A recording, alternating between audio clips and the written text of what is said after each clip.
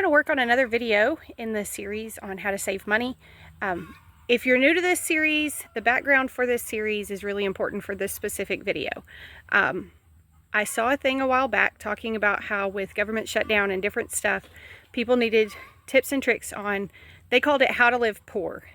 We call it acting our wage around here. I've been kind of calling the series financial tips from a broke farmer. Basically, these are just little tips and tricks that we've learned over the years of living with a really low income. Part of building our farm business is just that right now we have a low income. And so these are the things that we've learned to do through the years of actually putting them into place. The reason it's important that you know that the series came about due to government shutdown is that I'm going to teach you how to do what I'm going to call a crisis budget. So this is going to be like bare bones, what you have to do to survive. Right now, the government is reopened, but with the possibility it would close again in January. And so there's still some uncertainty for people who work for the government and who depend on things like SNAP and that sort of thing. And so I want to give you a like smash down condensed crisis budget, what you need to focus your money on when you're in like critical times in your life. And I'm going to kind of break this down. People in low income households know most of the tips and tricks I'm giving you. You might learn a few things, but in low income households, you probably know most of these things. Low middle income, you probably know some of them. You're using quite a few of them. Middle and upper incomes, you may not be implementing these things already, and so you may be able to learn some things here that will help you out. But today we're going to do a crisis budget. So first I want to show you my favorite budgeting app. So let me see if I can figure out how to screen share. That's it. That's my favorite budgeting app, a notepad. There are some really great budgeting apps available. Dave Ramsey has one called EveryDollar that's free, or there's a paid version that's got a few more bells and whistles to it. There's a lot of budgeting apps. I like pencil and paper because I feel like pencil and paper kind of makes everything sort of stick in your head and kind of mean more to you when you're writing it down that way. So first I was just going to kind of show you, I thought these numbers were interesting. This is from 2022. I couldn't find a concise list like this for 24, and I doubt they have the numbers for 25 yet. But anyways, this kind of breaks down income into 20% categories. So 20% of American households live in low income, low middle, upper middle, and high income. So it's 20% of the population falls into each of these categories. So 20% of American households are working off of $30,000 or less a year, with kind of the average in that range being $16,000. That is really tight money, y'all. So the $30,000 low income works out to about that much per month. This is all before taxes. That's what these numbers are based off of. Then you get up to high income, and there's no cap on that, but kind of the average within that 20% of the population is way up here. So from that average, that's this much per month. And I'm going to tell you, if I look at this much per month, I'm like, what do you even do with that in a month? That is insane. I don't even know how to budget with that much money. That is, I don't know. So if you're watching this video and you make that much, I'm not going to try to make fun of you. I just cannot fathom having that much money at a time to work with. So on a crisis budget, now a crisis budget is going to be just what you have to survive. So we're surviving on a crisis budget. Let me be very clear on that. Crisis budget is not trying to pay off any debt.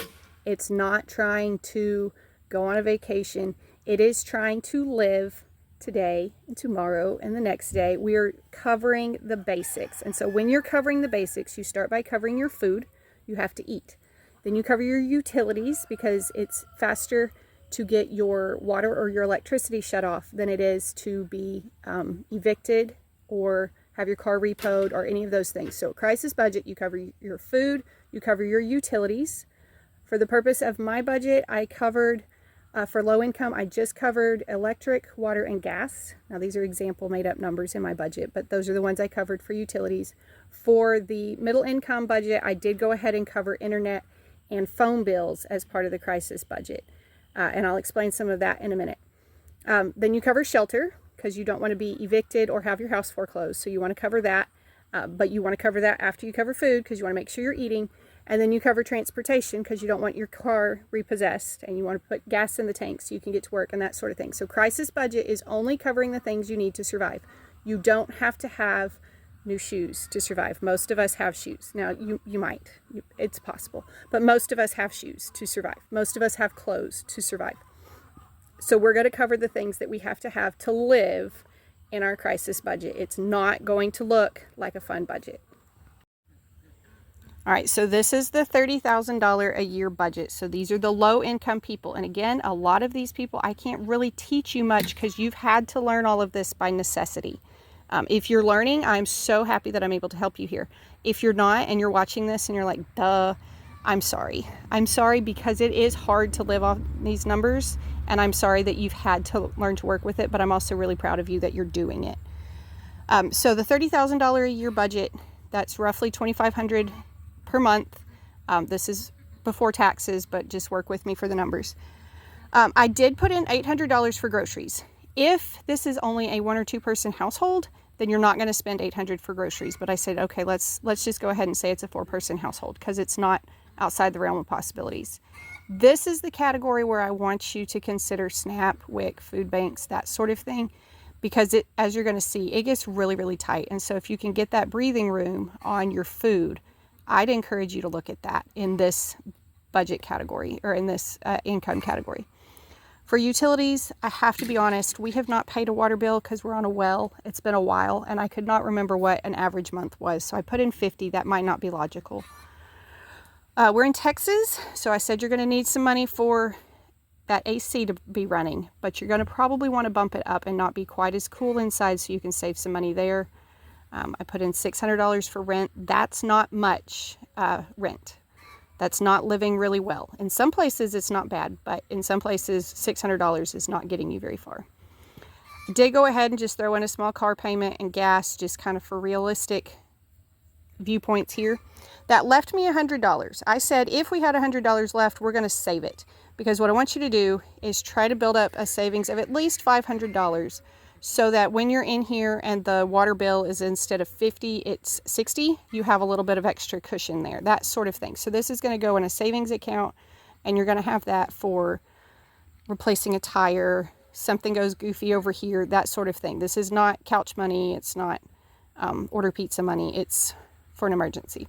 But you can see with this budget, I have not covered a phone.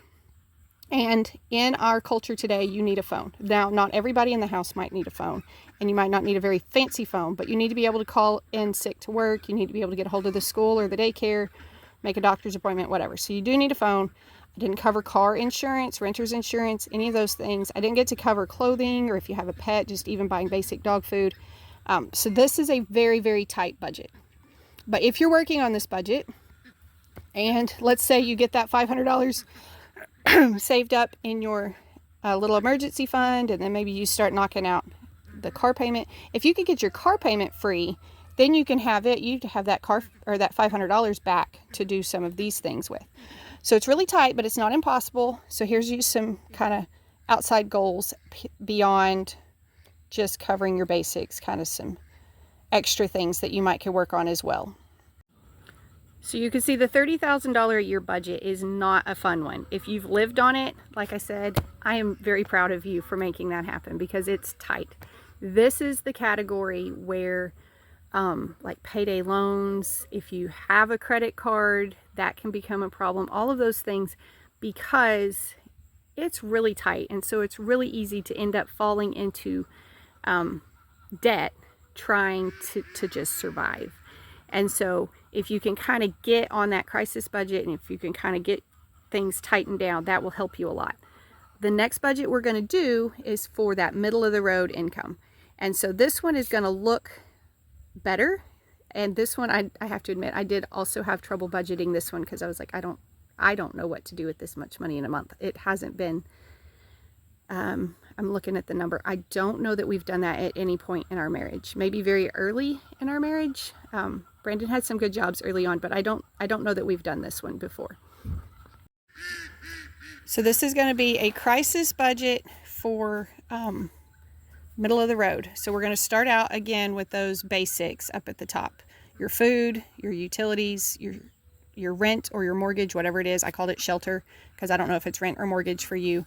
And then your transportation. So income for this one, that's how much you bring home in a month. So I gave you some more money for food because you're probably going to be eating a little bit more. If you can get that number down when you're in crisis, that's really important. I did not say SNAP or anything like that. I think at this point you should be okay to cover all of your food on your own. You certainly wouldn't be able to qualify for the same number of benefits as a family over here. So I think you can do all your food on your own and be okay. I gave you a little bit more water, electric, and gas money, and then I also threw in phone and internet. These two utilities, they're important. Now, our house does not have internet. We just use our data from our phones because there's no internet available where we are. So it is possible to live without internet. It's not fun. Data on phones is slower, but it is possible if you need to save that money in your crisis budget. I gave you a little bit larger rent. But if you can find cheaper rent, that's good. This is kind of close to the average. Hold on, I wrote that down somewhere. Yes, average rent in the U.S. is this. Now, I know that's going to vary depending on where you are in the U.S., but now you're kind of back up close to that average rent number or mortgage or whatever it is. Then you're going to pay your car payment. You've got a nicer car, but that also means you've got a bigger car payment. You're putting more gas in it, and then you got to pay insurance over here. So after your crisis budget, this is the number that was left. So if you're in a crisis budget, I would suggest throwing all of this aside if possible and stacking it up so that you have money. Let's say you're a government worker and you just lost paychecks.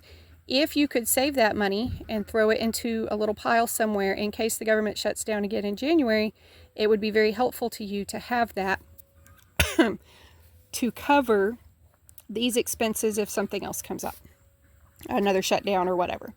But with this money, we were able to do other things. So if we're not in crisis and we're able to use that money, we can put more in savings to build up a little emergency fund while we work on like paying off debts and that sort of thing. So you see, I had some more money to work with, a little bit of margin. And then I put just kind of some future goals for you. Paying off debts, because the more debts you pay off, the more of that you have to spend, or maybe to invest in your retirement, or maybe instead of paying off debts or car payment or whatever it is you're doing, you could go on a vacation. So you would have some margin if you were able to pay off that debt. I know this was a longer video. I've tried to keep most of these like 3 minutes or shorter, but I wanted you to kind of see how to work with the numbers if you're in a crisis situation. If you've been laid off, if you've lost your job entirely, maybe there's a sickness or something and so you're not able to work right now. If you can tighten whatever money is coming in and not let it go out on the wrong things, that will help you to survive whatever that crisis situation is, so that then once you get another job or the government reopens or whatever your situation is, then you kind of have a better idea how to spend the money that is coming in.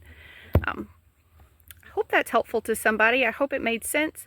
If you have budgeting questions, I'm happy to answer them, but also I would suggest looking up Dave Ramsey because he has a lot of really helpful tips and sources and stuff. And again, a lot of his is not geared toward really low income. Really low income, you listen to the calls and you're like, this does not apply. Who are these people?